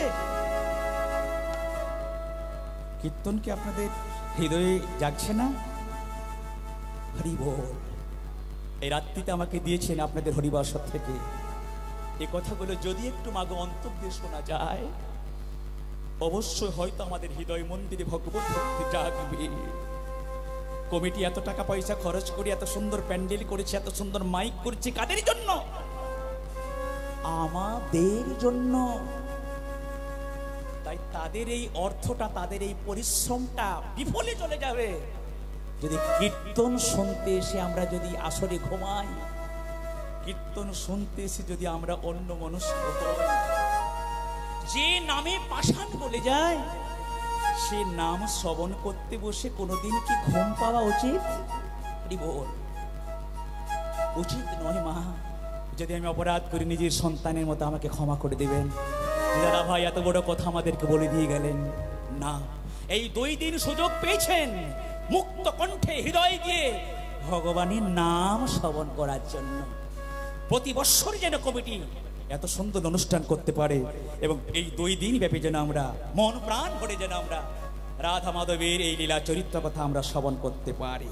রাধা রানী কি জয়, বৃন্দাবন ধাম কি জয়, নবদ্বীপ ধাম কি জয়, আপন আপন গুরু মহারাজ কি জয়, আজকের মহা মহানন্দ কি জয়। জয় জয় নিতাই গৌর প্রেমানন্দে হরি। হরি হরি বল। চলুন এবার লীলার দিকে যাই। তাহলে রানী কি বলে উঠল?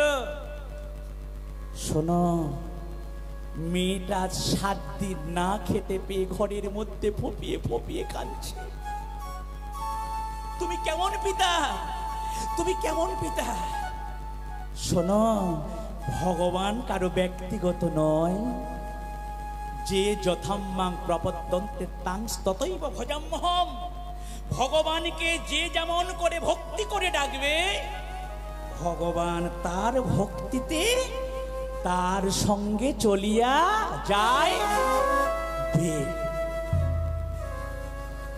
ওমা, কথাটা শুনে ভয় হয়ে গেল কার বলুন তো? রাজা মানসিংহের ভয় হয়ে গেল। ও তাহলে আমি মনে করেছিলাম আমার মেয়েকে আমি রাধা মদন মোহনকে দেব না, কিন্তু আমার মেয়ে যদি চোখের জলে ওই দরজার ভেতরে চোখের জলে ফুপিয়ে ফুপিয়ে গোবিন্দের চরণকে ভরসা করে। ভগবান থাকে না কোনো মন্দিরে, ভগবান থাকে না বৈকুণ্ঠ লোকে, ভগবান থাকে না যোগীদের হৃদয়ে। ভগবান কোথায় থাকে না? কোনো ভক্ত যদি ভক্তি করে তার নাম গুণগান কোনো জায়গায় করিয়া থাকে। রাজার ভুলটা ধরিয়ে দিল তার স্ত্রী ললিতার মা। তাহলে বলো রানী আমি কি করব? রানী বলে উঠল, শোনো, আমি তোমার স্ত্রী, আমি তোমাকে একটা বুদ্ধি দিতে পারি, তাতে আমার মেয়েও বাঁচবে এবং তুমিও বাঁচবে। বলো না রানী, কি করলে আমার মদন মোহনকে কেউ যেন নিয়ে যেতে না পারে। মন দিয়ে শুনবেন। রানী বলে উঠল, শোনো রাজা, তুমি একটা সভার ব্যবস্থা করো, একটা সভার ব্যবস্থা করো। ওই সভায় তুমি বাবা হয়ে তোমার একমাত্র কন্যা ললিতা, ওই ললিতার চোখে এমন করে কাপড় বেঁধে দেবে, একটা পর্দা নয়, দুটো পর্দা নয়, 7টা পর্দা দিয়ে তোমার মেয়ের চোখে এমন করে কাপড় বেঁধে দেবে। আর রাজসভার মাঝে গোবিন্দ, গোপীনাথ, মদন মোহন, এই যে 3 ঠাকুরের তুমি সেবা করো। প্রথমে বলেছিলাম রাজা একজন নয় 3 জনের সেবা করে। তাহলে তুমি যে 3 জনের সেবা করো, তুমি না, শোনো স্বামী, তুমি ওই কন্যার চোখে কাপড় বেঁধে দিয়ে ওই অনেকটা দূরে, আপাতত 3 মাইল দূরে, ওই 3 মাইল দূরে তুমি কি করবে জানো? গোবিন্দ, গোপীনাথ, মদন মোহন, এই 3 বিগ্রহকে তুমি স্থাপন করবে। তোমার মেয়েকে বলে দেবে চোখ বাঁধা অবস্থায় ও যদি হেঁটে যেতে পারে এবং হেঁটে গিয়ে যদি ওই 3 বিগ্রহের মধ্যে যদিও মদন মোহনকে আলিঙ্গন করতে পারে, হরি বল, যদি চোখ বাঁধা অবস্থায় মদন মোহনকে আলিঙ্গন করতে পারে, তাহলে তুমি বলো, তাহলে তোমাকে আমি তোমার মদন মোহনকে বিবাহের যৌতুক হিসাবে আমি দান করব। রাধেশ্যাম, কি গো, ভক্ত হতে হলে পরীক্ষা দিতে হয় তো নাকি? মায়েরা, পরীক্ষা দিতে হয়। পরীক্ষা কিন্তু না দিলে আপনি ভক্ত বলে প্রমাণিত হবেন না।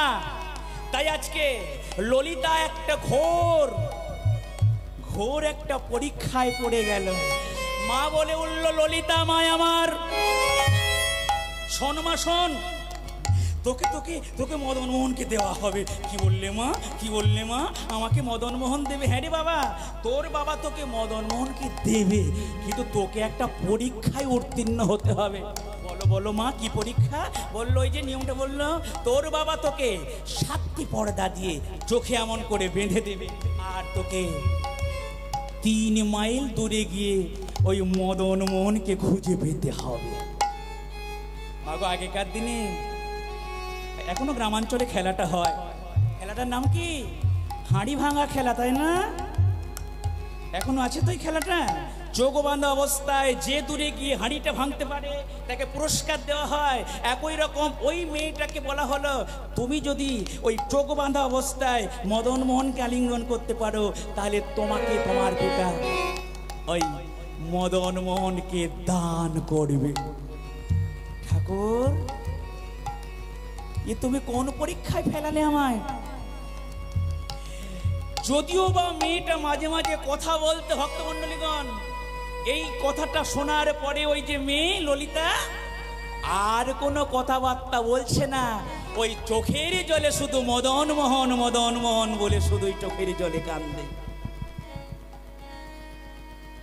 হে মদন মোহন, আমার পিতা যে কঠিন নিয়মটা করেছে, আমার হাত 2টি ধরে নিয়ে চলো মোরে, আমি তো পথ জানি।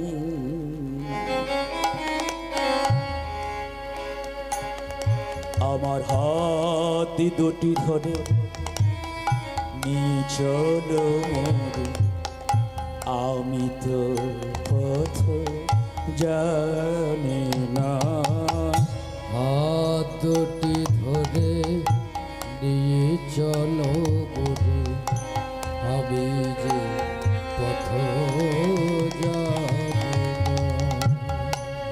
তোমার উপর করিন নির্ভর, তোমা বই আর জানি না। তোমার উপর করিল নির্ভর, তোমা ছাড়া আর জানি না। আমি তোমার উপর করিন নির্ভর, তোমা বই আর জানি না। আমার হাত 2টি ধরে নিয়ে চলো মোরে, আমি যে পথ চিনি না। হাত 2টি ধরে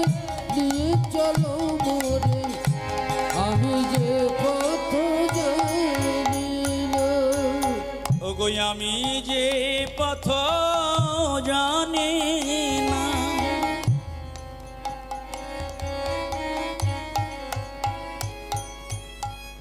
গানটা কার লেখা?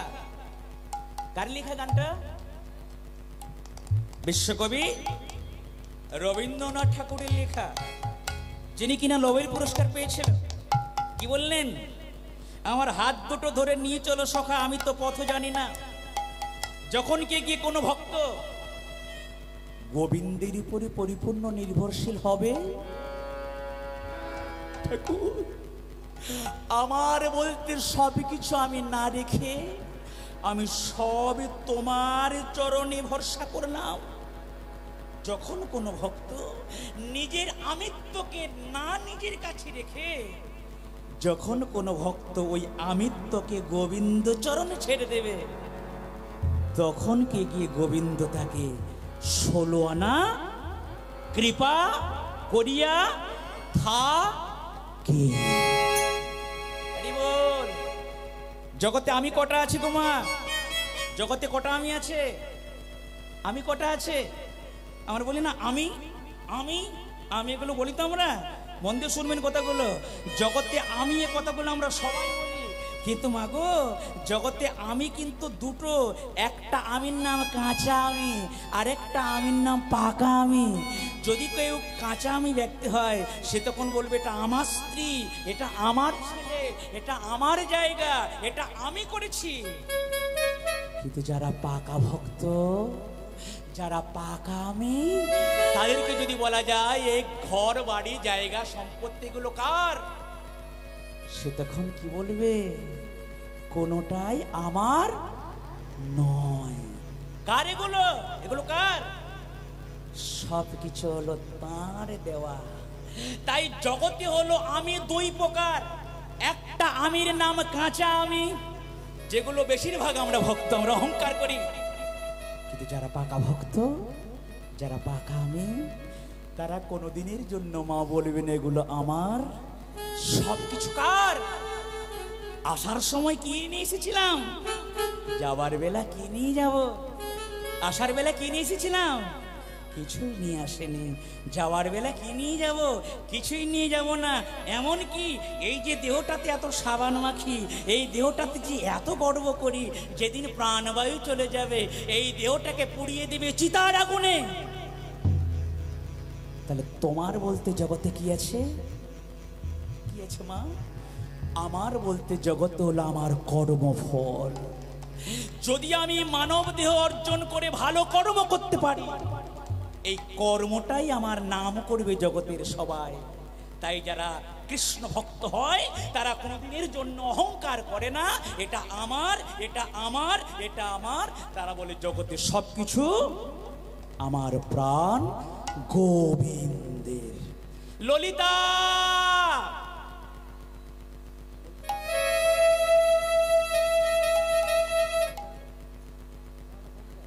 ললিতা, এই ললিতা, ললিতা, ললিতা, ললিতার কথা বলছে না। ললিতাকে ওই মদন মোহন বলে দিল, যখন তোমার পিতা তোমায় 7টি পর্দা বেঁধে তোমায় নিয়ে যাবে, সেদিন তুমি কি করবে জানো? তোমার বলতে যাহা কিছু আছে কি করবে? সব আমার চরণে সঁপে দিবে।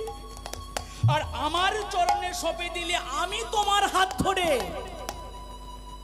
তোমাকে আমি নিয়ে যাব ওই মদন মোহনের কাছে। ভগবানের আরেক নাম ঈশ্বর। ঈশ্বর সম্পর্কে একটা সুন্দর শ্লোক আছে, কর্তম অন্যথা কর্তম স ঈশ্বর। ঈশ্বর সেই হতে পারে যেটা আমরা মানুষ পারবো না, যেটা কোনো দেবতা পারবে না, যেটা কোনো ভগবান পারবে না। সমস্ত ভগবানের ভগবান হলো আমার অনাদিরাদি গোবিন্দ ভগবান শ্রীকৃষ্ণচন্দ্র। এক একাংশ কলাপুংস কৃষ্ণস্তু স্বয়ং ভগবান স্বয়ং, অর্থাৎ 16 কলায় পরিপূর্ণকে আপনারা যার ছবি আপনারা আপনাদের মন্দিরে রাখিয়েছেন, যার নাম হলো ভগবান কৃষ্ণচন্দ্র, যার নাম হলো রাধা মদন মোহন।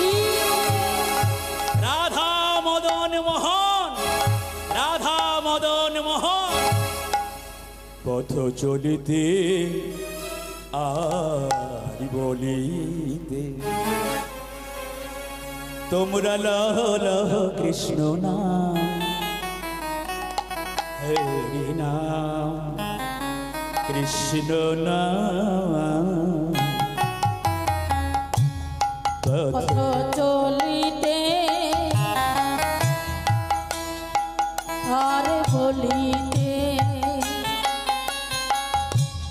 তোমরা লহ লহ কৃষ্ণ নাম হরি নাম কৃষ্ণ নাম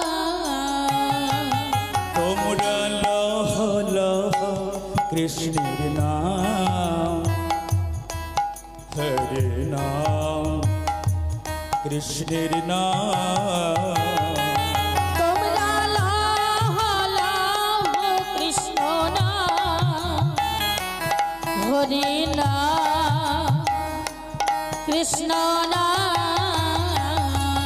পথ চলিতে আর বলিতে পথ চলিতে আর বলিতে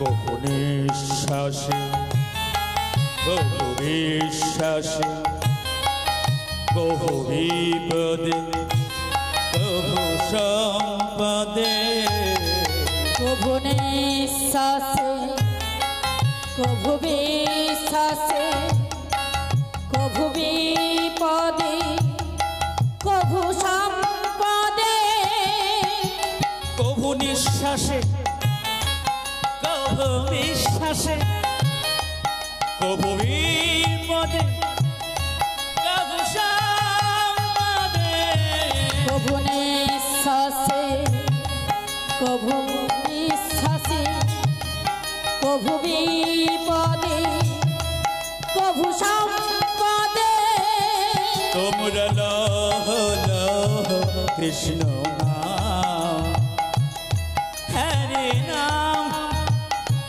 কৃষ্ণ নাম তোমরা লহ লহ কৃষ্ণ নাম হরি নাম কৃষ্ণ নাম পথ চলিতে আর বলিতে পথ চলিতে আর বলিতে হরে কৃষ্ণ কৃষ্ণ কৃষ্ণ হরে হরে হরে রাম রাম রাম হরে হরে হরে কৃষ্ণ কৃষ্ণ কৃষ্ণ হরে হরে হরে রাম রাম রাম হরে হরে হরে তাই বল হরি বল হরে কৃষ্ণ কৃষ্ণ কৃষ্ণ হরে হরে হরে রাম রাম রাম হরে হরে হরে কৃষ্ণ তাই গৌর হরি হরে কৃষ্ণ কৃষ্ণ কৃষ্ণ হরে হরে হরে রাম রাম রাম হরে হরে মদন মোহন তিনটি মূর্তি রেখেছিলাম, কিন্তু তুই চোখ বাঁধা অবস্থায় গিয়ে গোপীনাথকে তুই না ধরে, তুই গোবিন্দকে না ধরে তুই মদন মোহনকে ধরলি কি করে? পিতা, আমি কিছু করি নাই, করিয়াছে আমার ওই মদন মোহন। ওরে মা, আমার কষ্ট হচ্ছে দিতে, কিন্তু আমার আনন্দ হচ্ছে কেন জানিস? তোর মতো কন্যাকে পেয়ে আমি আজকে ধন্য। কারণ আমি যেদিন বৃদ্ধ হয়ে যাব, যেদিন আমি ঠাকুরের পুজো করতে পারবো না, সেদিন যদি তুই ভগবানের পুজো করিস, তাহলে ওটা আমার দেখে মনে বড় আনন্দ হবে। কি গো মা, সব দিন দেহটা ভালো থাকবে গ্যারেন্টি আছে কি? আছে, সব দিন দেহটা ভালো থাকবে। আপনার শরীর এখন ভালো আছে, আপনি ঠাকুরকে জল দেন, কিন্তু আপনি যেদিন মৃত্যু হয়ে যাবেন, আপনার বৌমা, আপনার ছেলে, এরা যদি ঠাকুরের পুজো করে, বলুন তো আপনার মনটা আনন্দ হবে কি না? তাই রাজা মানসিংহ বলে উঠল, মা, আমি প্রথমে মনে করেছিলাম আমি তোকে মদন মোহনকে দেব না, কিন্তু মারে তোর এই দশাগুলো দেখে আমার ইচ্ছে করছে এই মদন মোহনকে আজকে আমি সারা জনমের মতো আমি তোকে দান করলাম। নে রে মা। প্রজাবাসী বলে উঠল, এমন রাজার বিচারে আমরা ধন্য। জয় মানসিংহের জয়, জয় মানসিংহের জয়, জয় মানসিংহের জয়। কিন্তু মা, তুই যে মদন মোহনকে নিয়ে যাবি, যাকে আমি তোকে, যে ছেলের সঙ্গে তোকে বিবাহ দেব, ওই করলের রাজ জমিদার পুত্রের সঙ্গে, ওরে মা, তোর ওই ছেলেটাকে তো বলা হয়নি। যাকে আত্মীয় করা হবে, যে আমার জামাতা হবে, তাকে তো বলা হয়নি যে আমার মেয়ে শুধু একা যাবে না, মেয়ের সঙ্গে কে যাবে? আমার মেয়ের সঙ্গে কে যাবে? আমার মেয়ের সঙ্গে যাবে তার হৃদয়ের প্রভু ওই মদন মোহন। তাই ভক্তমণ্ডলীগণ, বিবাহটা যে ডেটে হওয়ার কথা ছিল, শাস্ত্র বলল ওই ডেটে আর বিবাহ হচ্ছে না। কেন? ভগবানকে তো যে কোনো জায়গায় রাখা যায় না।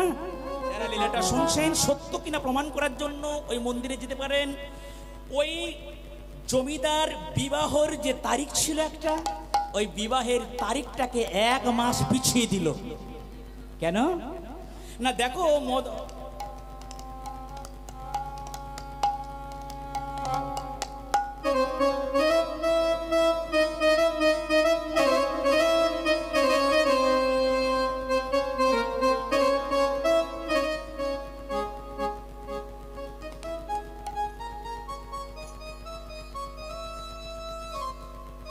এক মাস পিছিয়ে দেওয়া হলো বিবাহ। কেন?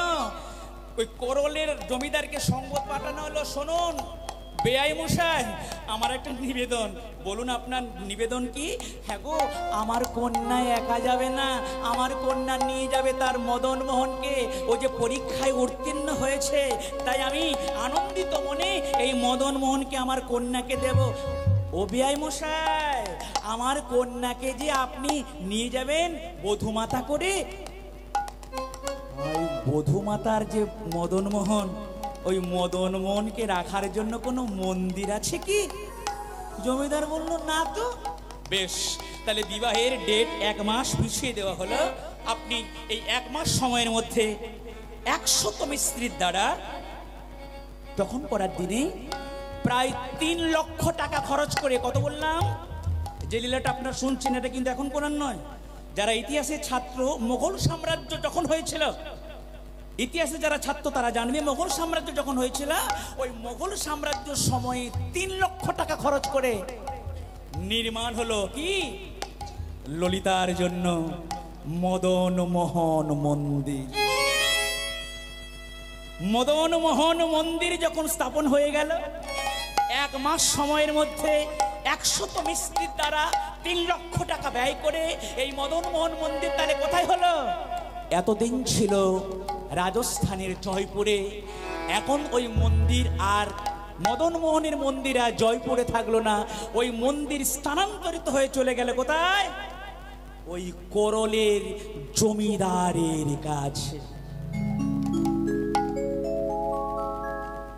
কি আনন্দ হলো আজ, কি আনন্দ হলো, কি আনন্দ হলো আজ, কি আনন্দ হলো, কি আনন্দ হলো আজ, কি আনন্দ হলো, কি আনন্দ হলো আজ, কি আনন্দ হলো, কি আনন্দ হলো আজ, কি আনন্দ হলো, কি আনন্দ হলো আজ, কি আনন্দ হলো, কি আনন্দ হলো আজ, কি আনন্দ হলো, কি আনন্দ হলো আজ, কি আনন্দ হলো। ললিতার মনে দেখো কি আনন্দ হলো, ললিতার মনে দেখো কি আনন্দ হলো, ললিতার মনে দেখো কি আনন্দ হলো, ললিতার মনে দেখো কি আনন্দ হলো, কি আনন্দ হলো আজ, কি আনন্দ হলো, কি আনন্দ হলো আজ, কি আনন্দ হলো। কি আনন্দ হলো আজ, কি আনন্দ হলো, কি আনন্দ হলো আজ, কি আনন্দ হলো। হরি বল। তাহলে মদন মোহন কোথায় গেল? লীলার দ্বারা জানতে পারলাম মদন মোহন চলে গেল ওই কোরলের জমিদার পুত্রের সঙ্গে। কিন্তু বলেছিলাম ওইখানে একটা মুসলমান ছিল ভক্ত, তার নাম হলো কালে খাঁ। নামটা আবার বলে দিয়ে যাচ্ছি। ওই যে যে জায়গাটার এত সুন্দর ঘটনাটা ঘটলো, ওইখানে থেকে একটা সামনে একটা নদী বা খাল আছে, ওই নদী বা খালের ও প্রান্তে একটা পাড়া আছে, ওই পাড়াটা হলো মুসলিম পাড়া। আর ওই মুসলিম পাড়াতে একজন ভক্ত থাকে, যে ভক্তটির নাম হলো কালে খাঁ। ওই কালে খাঁ দর্শন করলো ওমা, এই এখানকার যতজন হিন্দু সবাই কেন প্রতিদিন যায়, প্রতিদিন গিয়ে ওই মদন মোহন মন্দিরে প্রণাম করে। ভক্তমন্ডলী কালকে যদি আসেন ব্যাখ্যা করব কোন মন্দির কোন দিকে প্রণাম করতে হয়। সমস্ত মন্দির একই দিকে প্রণাম করতে নাই, এবং কোন মন্দির কতবার প্রদক্ষিণ করতে হয় এগুলো জানার বিশেষ প্রয়োজন আছে। কালকে আমি এগুলো সময় পেলে বলবো। আজকে আমার সময় তো অল্প, 12টা 15 পর্যন্ত আমার সময়, 12টা 5 হয়ে গিয়েছে রাধেশ্বর। তাহলে হলো কি কালে খাঁ, কালে খাঁ নামক একজন মুসলিম ভক্ত, সে খবর পেল হ্যাঁ গো এই যে ললিতা না কি তার নাম, ললিতা নিয়ে এসেছি মদন মোহনকে। হাজার হাজার ভক্ত যায় আর হাজার হাজার ভক্ত গিয়ে ওই মদন মোহনকে সবাই প্রণাম করে। আমি একজন মুসলিম, আমার নাম কালে খাঁ, কিন্তু আমার ইচ্ছে হচ্ছে আমার যিনি আল্লাহ, আমাদের যিনি ভগবান, যারা মসজিদে গিয়েছেন তারা জানেন, মসজিদে যদি কোনোদিন আপনি যান লক্ষ্য করবেন মসজিদে ওদের যে ভগবান, ওদের ভগবানের নাম হলো নিরাকার ভগবান। মুসলমানদের ইসলামদের যে ভগবান, ওই ভগবান হলো নিরাকার। আর আমরা যারা হিন্দু, আমরা যারা সনাতন ধর্ম বিশ্বাস করি, আমাদের ভগবান নিরাকার। নিরাকার কাকে বলে? যার কোনো আকার নাই। মসজিদের ভিতরে গিয়ে দেখবেন ওইদের মসজিদের ভিতরে একটা পাথর আছে, ওই পাথরটাকে লক্ষ্য করে ওরা ওখানে ভক্তি করে। কিন্তু যারা আমরা হিন্দু ধর্ম বিশ্বাস করি, আমরা বলি ঈশ্বর হলো সাকার। সাকার মানে কি? ভগবানের রূপ আছে, সত্য, ত্রেতা, দাপর, কলি, প্রতি যুগে যুগে আমাদের ভগবান কখনো নারায়ণ রূপে, কখনো রামচন্দ্র রূপে, কখনো কৃষ্ণ রূপে, কখনো প্রাণ গৌর রূপে তিনি প্রতি যুগে যুগে তিনি অবতীর্ণ হয় আপনাকে আমাকে তার ধর্মকে বিশ্বাস করার জন্য। তাই তো? তাহলে কালে খাঁ উনি হলো মুসলিম, উনি এতদিন নিরাকার আল্লাহর ভজনা করেছেন, কিন্তু ওনার ইচ্ছে হলো হ্যাঁ গো ললিতা, তুমি যে মদন মোহনকে এনেছো ওই তোমার পিতার কাছ থেকে, আমি একটু ইচ্ছে করছি তোমার ওই মদন মোহনকে একবারের জন্য দর্শন করব। মদন মোহনকে একবারের জন্য দর্শন করব, কিন্তু আমার মোচ আছে, আমি টুপি পরি, আমি লুঙ্গি পরি, এই বেশে যদি মন্দিরে যাই কেউ আমাকে মন্দিরে প্রবেশ করাবে না। তাই আমি কালে খাঁ, আজকে আমি হিন্দুদের ভগবান যার নাম কিনা মদন মোহন, ওই মদন মোহনকে দেখার জন্য আজকে আমি কালে খাঁ এই মুসলিম পোশাক পরিত্যাগ করে আমি গলায় তুলসীর মালা পরব, আমি ধুতি কাপড় পরব, আমি বৈষ্ণবদের মতো তিলক করব। আমার ইচ্ছে, এতদিন নিরাকার আল্লাহর আমি ভজনা করেছি, কিন্তু আজকে আমার ইচ্ছে হচ্ছে আমি নিরাকার আল্লাহকে ভজনা করব না, আমি একটিবারের জন্য ওই হিন্দুদের ভগবান মদন মোহন, ওই মদন মোহনকে আমি দর্শন করতে যাব।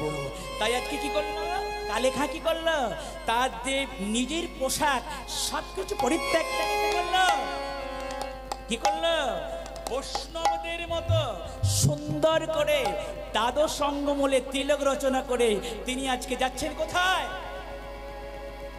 মদন মোহন মন্দির। ও তার দ্বাদশ অঙ্গমূলে তিলক রচিয়া নামা বলে দিল দ্বাদশ অঙ্গমূলে তিলক রচিয়া নামা বলি দিল মনরে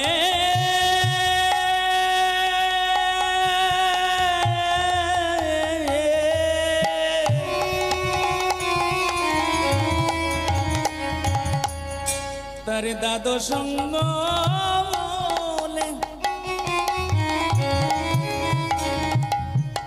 তিলক রচিয়া নামা বলে দিল দ্বাদশ অঙ্গমূলে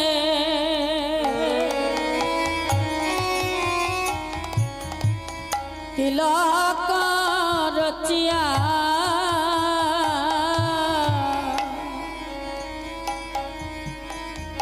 নামা বলি দিল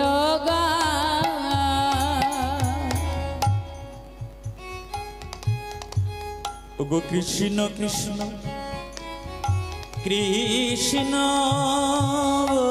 বলিয়া কৃষ্ণ কৃষ্ণ কৃষ্ণ বলি ওগো কৃষ্ণ কৃষ্ণ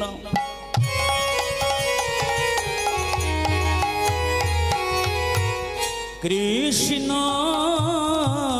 বলিয়া ভাসিছে নয়ন জলে, ভাসিছে নয়ন জলে। কৃষ্ণ কৃষ্ণ কৃষ্ণ বলিয়া কৃষ্ণ কৃষ্ণ কৃষ্ণ বলিয়া ভাসিছে নয়ন জলে, ভাসিছে নয়ন জলে। প্রভু তোমার চরণ ছাড়া আর গতি, চরণ ছাড়া আর গতি নাই। আমি যে জনিতে প্রভু যাই না কেন, তোমার চরণ ছাড়া আমার ইয়ারি গো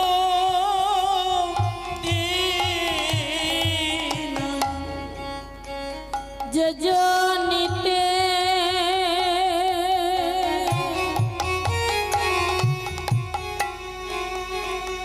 যাই না কেন চরণ ছাড়া আর গতি নাই। দেখো তোমার চরণে, তোমার চরণ ছাড়া প্রভু আমার আর গতি নাই। চরণ ছাড়া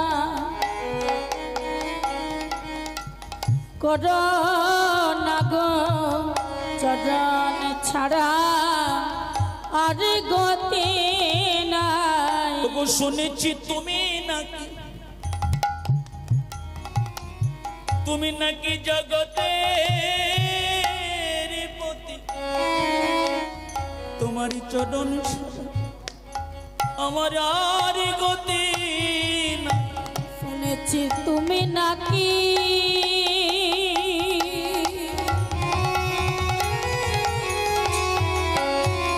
জগতের পতি। ওগো রেখো আমার চরণে, তুমি নাকি জগতের পতি। ওগো রেখো আমার চরণে, তুমি নাকি জগতের পতি। আমি ওই চরণে সব সঙ্গে। তুমি নাকি জগতের পতি। ওগো ওই চরণে সব সঙ্গে।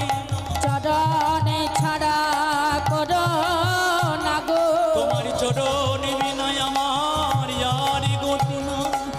চরণে ছাড়া করো না গো, চরণ ছাড়া আর গতি নাই। চরণে ছাড়া করো না গো, চরণে ছাড়া আর গতি নাই। চরণে ছাড়া করো না গো, চরণে ছাড়া করো না গো।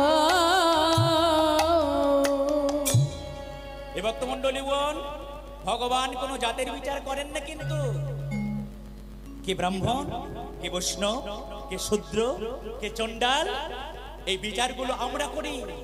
ভগবান বিচার কোনোদিন করেন না। ভগবানের কাছে যেজন তার ভক্ত হতে পারে, ভগবান সেই ভক্তকে তার চরণে ঠাঁই দেয়।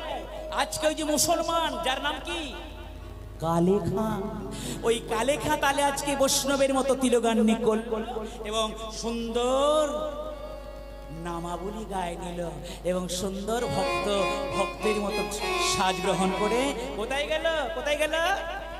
ওই মদন মোহন মন্দিরে। আর তোমার বৈষ্ণবের মতো সেজেছে তো কেউ চিনতে পারলো না, কেউ চিনতে পারলো না। ওই ভক্তদের সঙ্গে ওই মুসলিম কালেখা প্রবেশ করলো কোথায়?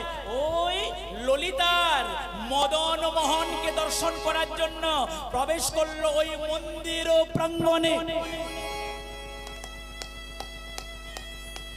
আর মন্দির প্রাঙ্গণে প্রবেশ করে কোনোদিন তো আমাদের ঠাকুরকে দেখে না, সারা জীবন মসজিদে নিরাকার ঠাকুর দেখেছে। আর আজকে জীবনের প্রথম দিন কি দেখছে? ত্রিবঙ্গ ভঙ্গি ওঠাবে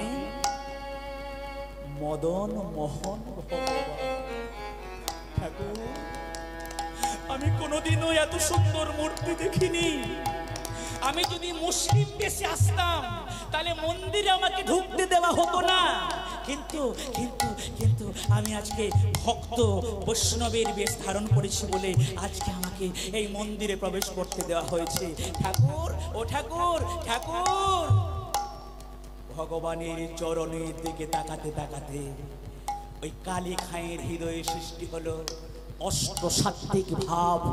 আর যখন অষ্টসাত্ত্বিক ভাবের উদয় হলো, অশ্রু, কম্প, শেখ, রোমাঞ্চ একই শরীরে এই ভাবগুলো দর্শন হলো।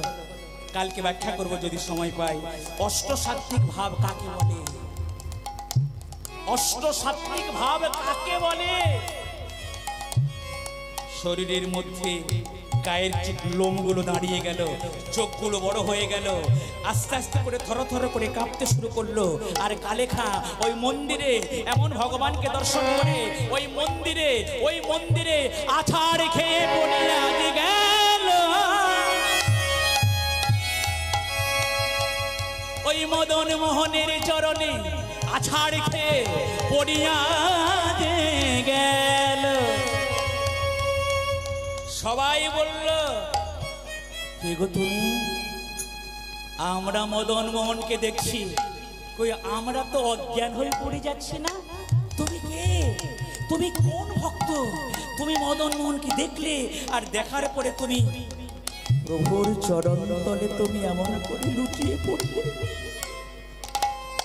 তুমি কে গো? কেউ কেউ বলে উঠল, হ্যাঁ রে, এই বৈষ্ণবকে তো আমরা এর আগে এখানে দেখিনি। যখন বৈষ্ণবগণ তাকে তুলতে চেষ্টা করলো, এই যে বৈষ্ণব সেজেছিল, বৈষ্ণব তো নয়, বৈষ্ণব যে সেজেছিল, এই যে গলার মালা কেটে গেল, এই যে বৈষ্ণবের মতো সেজেছিল, ওই সাজগোজগুলো এলোমেলো হয়ে গেল। আর কেউ কেউ বলে উঠল, রে এ তো বৈষ্ণব নয়, এ তো বৈষ্ণব নয়, এমনকি এ আমাদের হিন্দু জাতির নয়, রে ইনি একজন মুসলিম, এর নাম হলো কালে খাঁ। ওরে কে আছিস? চাবুক নিয়ে আয়। ওরে কে আছিস? কোনো কিছু নিয়ে আয়। একে মারতে মারতে মারতে মারতে আমরা মন্দির থেকে আমরা একে তাড়িয়ে দেব। তাই ওই মন্দিরে মারতে মারতে যখন ওই ভক্তকে তাড়িয়ে দিচ্ছে, যাওয়ার বেলা ওই ভক্ত বলে দিয়ে যাচ্ছে, যাওয়ার বেলা লীলা আমাকে এখানে বিশ্বাস করতে পরবর্তী দল চলে এসছে। যাওয়ার বেলা একটি কথা শুধুই বলে যান, জনম জনম এই হরিনাম আমি যেন যাওয়ার বেলা একটি কথা শুধুই বলে যা, জনম জনম এই হরিনাম আমি যেন গাই। ওগো যাওয়ার বেলা